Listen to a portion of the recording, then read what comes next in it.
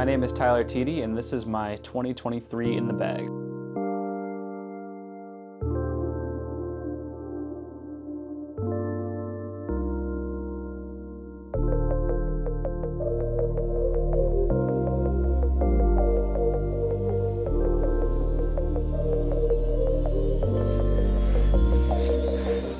So as you can tell, first things first, got my new custom pound Octothorpe. I have the sort of tan upper portion with the purple accents, and then we have the green lower portion.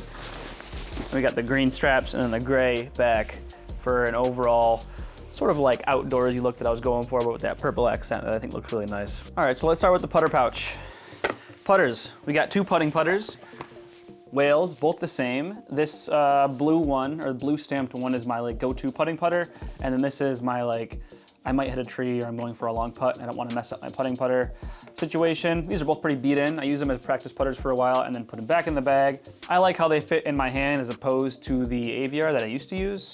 So if you have smaller hands, highly recommend the Whale. And this is in KC Pro plastic, so kind of a stiffer plastic, and it's beaded on the bottom. All right, next up are my three sort of approach putters that I keep in that same pouch. So number one, to no one's surprise, is the Pig. So right now I have this Ricky Pig that I bought a while ago, and I have a couple other ones in rotation. I'm actually only running one Pig this year, which may come as a surprise to some people who know that I love the Pig, but I'm trying to diversify my molds for my approach shots, and I just found that having 2 or 3 different Pigs didn't really give me that much different shot selection than having maybe a different mold in that spot. I think I'm gonna pick up one of the new Bradley Williams ones as well, just because I'm gonna have to rotate this eventually, and this is also an ace disc, so I like to hang them on my wall. New addition to the bag right here is the Zone, which you might not be able to see because of the glare. So this Zone is kind of an approach disc that I'm going to use when I want a little bit less fade at the end. I want to fly a little bit straighter and I want to get a little bit more glide out of it. A Pig, I think, is a 1 glide and this is a 3 glide. So my thought process is this is just going to go a little bit further on certain shots. And lastly, on my overstable approach putters, we have the Toro. This is the most overstable. This thing is an absolute beefy beeferton. It will come out of whatever angle you put it on, unless you put it on a forehand roller or something. This is very reliable, but also maybe not the best for like straight shots. It's just gonna come out and have a ton of hyzer in any shot you put it on. Let's finish out the putters with the side pouch right here. So number one, this is a new addition, the Halo AVR. I used a Star AVR for a little while and I dyed it and it looked really cool, but I threw it into some water, so I'm waiting to get that back. And for now I'm using this one, which I also really like. They fly pretty much the same. It's just like a slightly more stable AVR, but it's just a straight flying putter. You throw it straight and it goes straight, and that's what I like it for, so. And then the trusty yellow KC Pro AVR. This thing is super beat up. I am using this in the woods all the time. I can put it on hyzer and it'll stand up. I can put it flat and it'll turn over. I can throw it on big turnover lines. It is an awesome disc that you can work into a lot of different situations, and it's gotten me out of a lot of trouble, so it's staying in the bag until it breaks in half. Finishing out the side pouch right here, we have my roller discs. So roller disc number one, probably one of the longest discs I've had in my bag at all, is my Champion Sidewinder.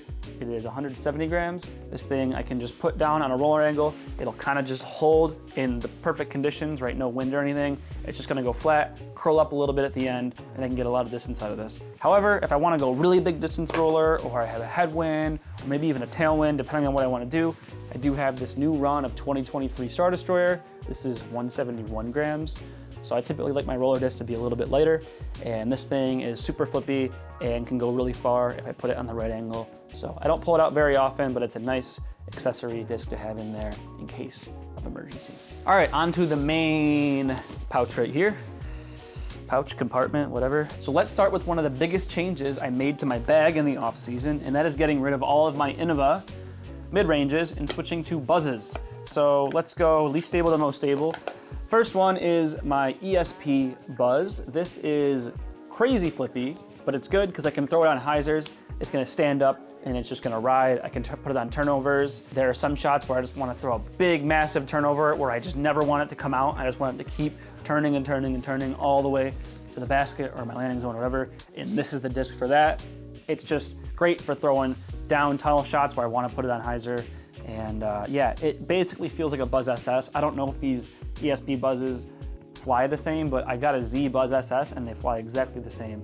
So maybe I just got a weird run of them, but yeah, this thing is flippy. Next up, we have two Z buzzes that both fly pretty similar. This dyed one right here, which I dyed, pretty cool, is a little bit flippier than this one right here. Just two Z buzzes. These things go straight. This one flips up a little bit more. This one has a bit more stability. They're just staple discs. If you don't have a buzz, get one and try it out because they're awesome and I love them and they're staying in the bag for a long time. Last up, ESP Buzz OS. This thing isn't crazy stable, but I don't need super stable. This is just if I want to throw a buzz, but I want it to fade at the end. I don't want it to turn over. Sometimes if I'm throwing like this guy into a headwind, it might just turn over a little bit too much. This is just gonna go flat and then it's gonna hyzer out, or I can throw it on a hyzer, but it's just a bit more dependable into those kind of conditions, so that's why it's there. All right, onto the fairways. Starting off with the T-Birds, we have another disc that's been in my bag for a very long time, and that is my green Champion T-Bird.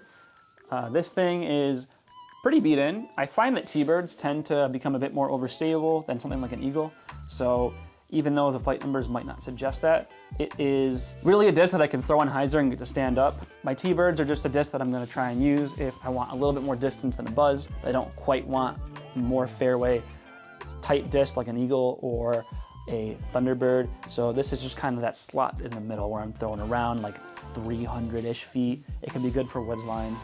This thing's pretty dependable. My other T-Bird, this one's pretty new, and I'd say part of the reason it's in the bag is it's very pretty. Look how pretty it is. This thing is just a bit more stable. It's newer, and I have two of them so I can rotate them. But this is just if I want to throw hyzers, if I want to have a bit more stability, maybe a bit of a turnover. It's kind of just filling that slot, like I said, just above a mid-range, but not too fast, and it's very versatile, but I'm not using it like super often. All right, next up is the Eagles. Number one, we have the trusty purple Eagle. This thing I have beaten in a decent amount. It still flies straight. This is probably my straightest flying Eagle. It does kind of want to turn over a little bit, but I can just lace it down woods lines on a little bit of hyzer and it'll stand up and then come back pretty much every single time. It's very dependable, great disc. Next up is a newer Champ Eagle. This thing flies like pretty similar to the other one, but this one is gonna be a bit more stable. So if I just want a little bit more stability, I wanna make sure it won't turn over, but I don't want like a beefy Eagle, this is what I'm gonna go to. And speaking of beefy Eagles, we have the Barsby Eagle. I think I have a few of these, so I'll rotate them because I want them to be stable. This is basically a 7-speed Firebird, almost kind of. It's pretty stable, and it's just gonna be if I wanna throw a bit more of a flex line, or if I just wanna power on something super hard. I think I've had some shots where I threw like over 400 on tunnel shots where I just cranked on this thing down a tunnel shot or a low ceiling shot, and it will not turn over. It'll just stay flat forever until it loses that power. So this is gonna be something I'm gonna just really throw hard shots on, or just get a little bit more stability, or maybe even some forehands. We're stepping up from 7 to 9 speed here. So we're gonna look first at my Thunderbird. This is pretty similar to the Eagle, I would say, but it's just a bit more stable, a bit more reliable with like forehands. If I want that extra little bit of distance that a 9 speed is gonna give me, but I don't quite wanna go as far as like a Destroyer would put me, and I don't wanna power up as much, this is really what I'm going for. Anything where I'm just trying to get up the middle somewhere, push out to like maybe 400 feet, 300 feet, depending on what I want. And yeah, just straight flying, dependable. Not the most versatile disc, but also very useful. And stepping down in stability from that, for a while, I was using a Undertaker, and now I'm switching over to the Savant because my ESP Undertaker was great out of the box, but after a while, it started to get beat in and turn over way too much. So I'm hoping this Halo Savant will have a bit more stability, even though it's pretty much the same flight numbers, and will end up being just a step down in stability eventually from my Thunderbird. Although this one's a bit older, so they're kind of at a similar spot right now, but after a while, this thing will become more dependable as kind of a hyzer flip 9-speed. All right, next up are the Firebirds. We have the trusty 2022 Nate Sexton Firebird. This is by far my favorite run of the Firebird. It is a great disc. I would highly recommend picking some up if you don't have some already. It is just a great disc. It feels really good in the hand. It's great on forehands, backhands. It's really stable. It doesn't get beat in too much. It stays stable, and that like sort of gummy Color Glow Champion plastic allows it to absorb impact really well and not take too many weird bounces when you're throwing like grenades or hyzer shots or anything like that. And then my sort of more slightly beefy and slightly more, I don't know, like stiff Firebird. This is just a flat top Champion Firebird. I had a different one that was pretty much the same thing. Threw it into some water, so I had to get this one, but I thought it had a very pretty rainbow stamp. So I like it. Stepping up above the Firebird in speed, but not in stability, we have the Invictus. It's like a faster Firebird, but it's a bit less stable. This is like, I have a hard time categorizing what this disc really does for me, but it really is just a stable disc that's a 10 speed. It goes out pretty far and it's useful in a lot of situations where I just want to throw straight and have a nice stable finish, where I don't quite want a Firebird where it's not going to go as far and it's also going to be like way more stable. This is just going to push a little bit further and it's going to have a little bit less stability, which can be useful in a lot of cases, I have found. And last but not least, certainly not least, we have the Destroyers, and we only have 6 here. I think I used to bag like 8 or something. So I have figured out what Destroyers I like the most, and I'm depending on those pretty much. So let's go least stable to most stable. Least stable, we have my 167 Ricky Star Destroyer. This thing is super beat up and super flippy. I used to use it a lot for forehand lines, and I still do, but it used to be primarily a forehand disc. Now it's sort of morphed into a, like, maybe 30 to 40% of the time it's a forehand disc, but I'd say more often I'm reaching into the bag when I want to throw big turnovers or uphill shots, or I really want to hyzer flip something where I can just crank on it on a hyzer and know it's going to flip up. That's the disc I'm reaching for. It fills in 2 slots now, which is really nice. All right, next up in stability, I have the 2 2020 Kelvin Heimberg Tour Series Destroyers. These things are pretty tough to get your hands on. I think they cost like minimum 50 bucks on eBay, and I'm sure the price will go up because they're not going to print them. Innova, if you want to make some money, find a way to print this disc again. This is the best mold ever. This is my bomber destroyer. I mean, if I want to throw really big bombs and the conditions are perfect, these two, I'm reaching for them. This yellow one is a bit more stable than this blue one. So this blue one I can kind of just put on hyzer and it'll stand up and it'll kind of just creep into that turned over angle and then come back on me. And this yellow one, it'll kind of stay on hyzer a bit more, but it still pretty much does the same thing, but I could sort of like crank on it a little bit more to turn it over and it'll still come back. All right, next up we have the 2022 Kelvin Heimberg Tour Series Halo Destroyer.